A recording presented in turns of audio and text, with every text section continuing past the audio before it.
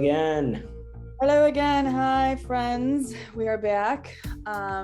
Most of you that are watching this probably had a chance to take a listen to our latest song that we released called Forgiven, which I believe, Mickey, is the first song on our record, actually, when we released the record. It's the first track, and was sort of the first track that we wrote, at least for the music for Forgiven was the first music that was written specifically for our project. For our project, which, so can you talk a little bit about that? Like Yeah, absolutely. So when I started writing the music for that, we had just finished the last Future Rock album long ago. And that was the first song that I started writing after. So the first 4 songs that we wrote together were for that Future Rock album. And so this was the first song I started writing after those 4 songs were completed. And I started writing the music for it, and it just didn't fit with the Future Rock project. And our project did not exist yet.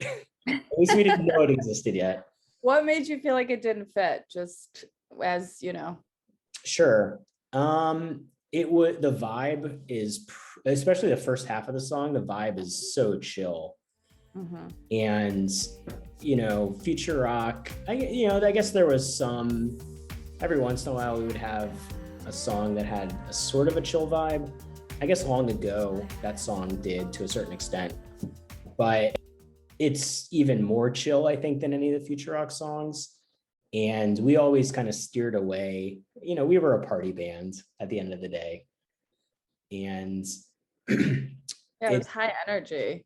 And that's part of which does happen in this project as well. There is a lot of high energy. And for those of you that haven't heard Future, which I'm sure most of you have, because you guys were all over the place, it's a great project. Check it out for sure. And long ago, which Rock was kind enough to invite me to write with you guys is on vinyl as well, and it's just a really cool project. But the energy of it was what was so exciting, and I think that also translates into this project. Yeah, absolutely. We certainly have lots of sections of lots of our songs for Syzygal that have that same really, really high energy or high intensity. But I think the dynamic range for Syzygal for this project is larger than we had for Future Rock. Part of that really has to do with having more of a focus on writing for vocals. Most of the Future Rock stuff until the last album were not written for vocals. They were instrumental. And so this song was sorry to interrupt. This song was one of those songs that you titled. I did.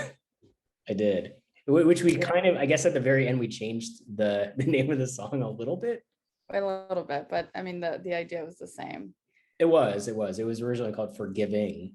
But at the very end, when we had to actually make a final decision on what the title of the song was, I read your lyrics. You had the word forgiven in there, not forgiving. So I was like, well, I don't know. We probably could have kept it Forgiving, but I don't know. I guess I was being literal about it. Yeah. Well, there's forgiving, and then there's being forgiven. There is. Right? So the reason I called it that was not actually because I was necessarily forgiving any other person. It was more about forgiving myself. And that was something that at the time that I was writing that, or maybe not when I was originally writing the music for it, but when we revisited it.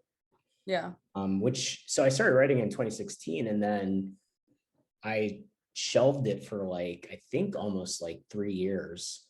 Oh, wow. It was just sitting on my hard drive for 3 years. And I didn't know that. I have I don't know, 100 songs, 200 songs, unfinished songs on my hard drive, but most of them are, I'll listen to one other time. I'm like, that's never going to see the light of day. This one I always, no, I mean, from the second that I wrote this one originally, I wanted it to become a song, and it was probably at the top of my list of the stuff that was sitting on my hard drive. Yeah. But I also was struggling a lot with the second half of the song. Like the first half of the song, that was pretty fully formed from the very beginning when I started working on it. Yeah. There's of course that like shift in the time signature and the tempo that happens halfway through. Did you feel that? Yes. And yep. And that was the part that I struggled more with. But when I did revisit working on it back in 2019, when we picked it up again, I think it was something like as simple as like adding a more intense snare drum in the second half of the song that actually kind of fixed it for me. Well, it really, you know, that whole concept, those like, you know, time changes and, you know, tonal things like have set the mood for this entire project. So whatever happened in that song, all the things that we hear in that song help us understand where we were going. And, you know, since we worked on that song, it's really interesting to see how each one has evolved, you know, what things we sort of like amped up and what things we sort of like cooled off.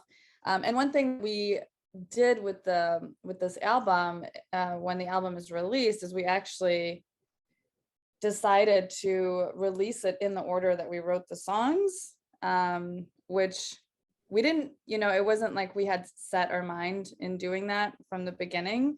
But when we sat down with the final songs, they just made sense. The story makes sense in that order. So it's really cool. Yeah, I think I don't know if it'll be cool for other people, but it's certainly, I think it's cool for us. It's cool for us. Experience. Because I remember when I put it in the order of that we wrote it, it was just like an idea that kind of popped into my head, and I put it in that order and listened to it straight through. And I was like, oh my gosh, this actually like really works. It's really cool. It's funny, just to go back to this change in the time signature. I remember how that came about. So there's like that kind of synthetic slap bass, like very affected slap bass sounds right before it switches into the triplet feel.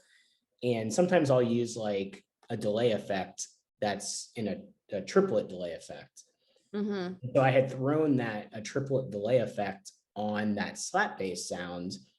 And so somehow like I kind of heard that, and all of a sudden it kind of popped in my head. I was like, oh, what if you just like allow that triplet delay effect to then set the feel for the next section of the song. The next section, yeah.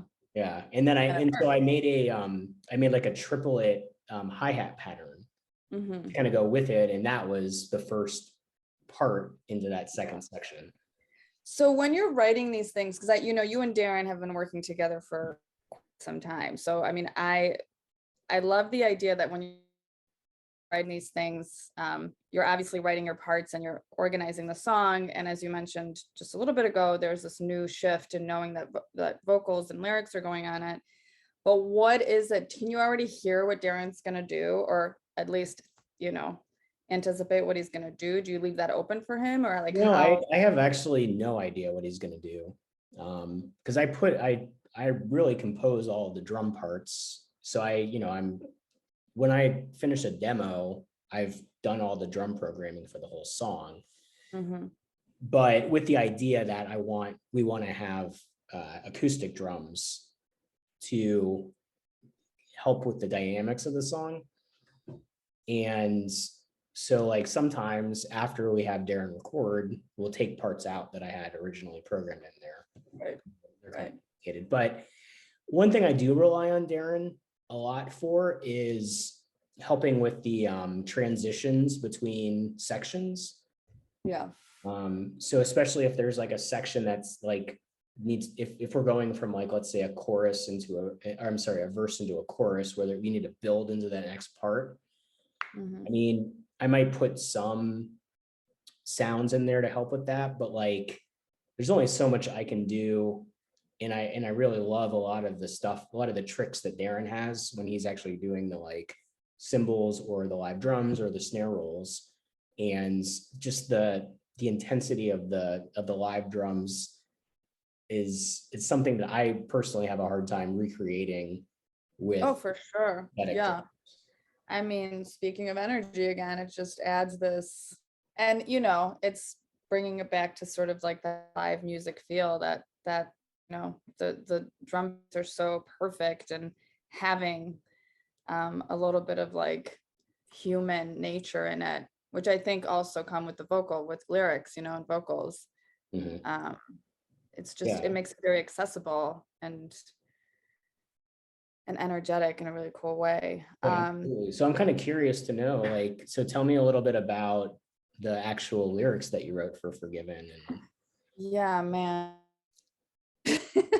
This song was, and I think I can say this for a lot of the songs, because again, like we talked about last week a little bit, this song was a bit of a therapeutic process for myself. I know that it was for you as well, and just being able to take a look at things. And when I wrote this album, and I could, you know, this is probably true of all of my work, but as much as I want to be speaking to other people, and I am, a lot of it is a reflection and speaking to myself, reminding myself of things that maybe I know, maybe everybody else knows, but we need to be reminded of. And you kind of touched on that as well. And so this idea of being forgiven, this idea of making mistakes, allowing yourself to make mistakes, mm-hmm. This idea that there are, you know, there's processes that allow you to go from step A to step B to step C. And those mistakes are actually really important along the way, was sort of the motivation of these lyrics. And so, you know, maybe we forgive people that have hurt us. Maybe we are asked to be forgiven for hurting somebody else. And then in that pool, when do we forgive ourselves, as you said, so that we can continue growing? So yeah, and like, you know, we live in this really fast-paced world too, where things can look so deceiving and perfect and bizarrely abstract, and not very, I don't know, like not just hard to grasp. And in this world, I think we can lose ourselves, because instead of trying to work on ourselves, we can kind of, you know, try to become other people, or think that we're not good enough for certain things. Okay, I'm rambling, but all of it sort of fits in this pool of we've lived, we've learned, we've grown, and wherever you are in life, you know, you're at the beginning of this new chapter. Sure. Okay, I could go on and on and on, but all the work, all these songs, and in particular this one, set a mood for me personally as an artist. And music for me has been a tool, and I believe it is for everybody, that reminds me that I'm not alone. I listen to music for solidarity. Sure. Some of my inspirations being like, you know, Bob Dylan, Johnny Cash, people like that with these mantras. And so I want this work to be a tool of solidarity for people, because none of us are alone, right? Yeah, absolutely. I do remember specifically when I came up with that title, there was something that had happened in my life where I had done something to hurt someone. Mm-hmm. It was completely unintentional. I didn't mean to hurt them, but it wasn't about me forgiving, asking for forgiveness from them, because I did do that. But it was actually about, so they were not able to forgive me, mm-hmm. for what I did to them. And it was it was really hard. It was really upsetting. And what someone who is very wise, maybe wiser than I am, told me is you have to be able to forgive them for not being able to forgive you. Mm-hmm. That was something that was very comforting to me, and it was really helpful in like moving past that. Absolutely. And what wise words. You know, I mean, it's scary, the idea of getting stuck, of reaching a plateau somewhere and not being able to come out and grow is scary. I think a lot of people get stuck in those places. I've been stuck in that place, you know. And how do we get out? Self-work, I suppose. Lots of self-work. But I agree with you. I mean, music it certainly is therapy, or can be therapy, and very therapeutic. And so, you know, writing that song or just writing music in general for me is a way to help to like process some of these difficult emotions that I feel. And connect. I mean, you know, some people are blessed with having lots of friends and lots of people around, and they have open relationships, and some people are not. And all of us are, you know, dealing with similar feelings and similar things. And, you know, music, there's been times in my life where music was the only thing that brought me peace, you know? And not because it was like uppity and happy, but because it was real, and it made me realize that, you know, there are parts of life that are just hard, and we have to get through them. And there's nothing is forever. Not the good's not forever, nor the bad. Sure, absolutely. Nothing is forever, and that's promising. But certainly, our music is not all uppity and happy. No, that wouldn't be our truth. That wouldn't be our truth. I mean, I think that there is always hope and underlying positivity in there, and strength, because I think there is strength in experiencing sadness and experiencing truth. Mm-hmm.